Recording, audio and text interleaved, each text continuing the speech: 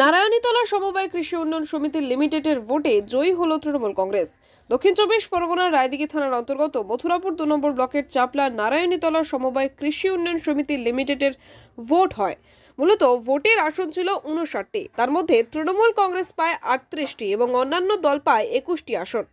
এর ফলে জয়ী ফল ঘোষণা হয়। তৃণমূল কংগ্রেসের ভোটের ফল ঘোষণার পর এলাকায় উপস্থিত হন রায়দিঘি বিধানসভার বিধায়ক ডক্টর অলোক জলদাতা, ব্লক সভাপতি প্রশান্ত হালদার, মথুরাপুর 2 নম্বর ব্লকের জেলা পরিষদের সদস্য উদয় হালদার, অনিমেষ কপাট, বাবু চক্রবর্তী, সিরাজউদ্দিন মোল্লা এবং অন্যান্য ব্যক্তিবর্গগণ।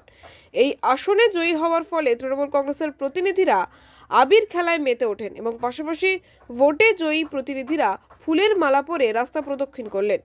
তাদের অঙ্গীকার হলো, এতদিন কাজ স্তব্ধ ছিল, এবার আমাদের কাজ হবে এগিয়ে যাওয়া। মা মাটি মানুষের সরকার মমতা বন্দ্যোপাধ্যায়ের অনুপ্রেরণায় আজ জয়ী হবার পরে স্তব্ধ কাজগুলি পুনরায় চালু করা হবে। তাই সবাই উচ্ছ্বাসিত জনতা করতালির মাধ্যমে অভিনন্দন জানালেন। অবশ্যই এই জয় একটা আলাদা আনন্দ, কারণ বিশেষ করে দিঘিরপাড় বকুলতলা, যেখানে আপনারা জানেন যে দীর্ঘদিন এখানে সিপিএমের একটা অপশাসন ছিল এবং এখানে আমরা প্রচুর পরিমাণে এখানে কিন্তু আমরা গেরুয়া কমরেডদের দেখতে পাই। আপনারা জানেন বিশেষ করে যে কটা বুথের উপর আমাদের এই নারায়ণীতলা সমবায় সমিতি নির্বাচনটা হয়েছে, 59 জন প্রার্থী ছিলেন।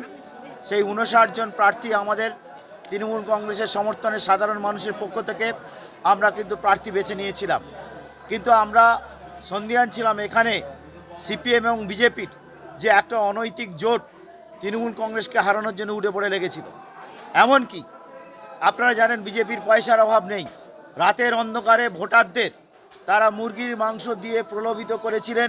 কিন্তু আমি অসংখ্য ধন্যবাদ এবং কৃতজ্ঞতা জানাবো আমাদের তৃণমূল কংগ্রেসের পক্ষ থেকে এই আমাদের সমবায় সমিতির প্রত্যেকটা ভোটারগণকে, যারা সেই প্রলোভনে প্রলোভিত না হয়ে আমাদের মাননীয় মুখ্যমন্ত্রী মমতা বন্দ্যোপাধ্যায় তার উন্নয়নের উপর আস্থা রেখে, আমাদের নেতা অভিষেক বন্দ্যোপাধ্যায় তার সংগঠনের উপর আস্থা রেখে আমাদের এই জয়টা আশীর্বাদ হিসাবে আমাদের 38 জন প্রার্থীকে জয়যুক্ত করে আমাদের ভোট দখলে সহযোগিতা করেছে।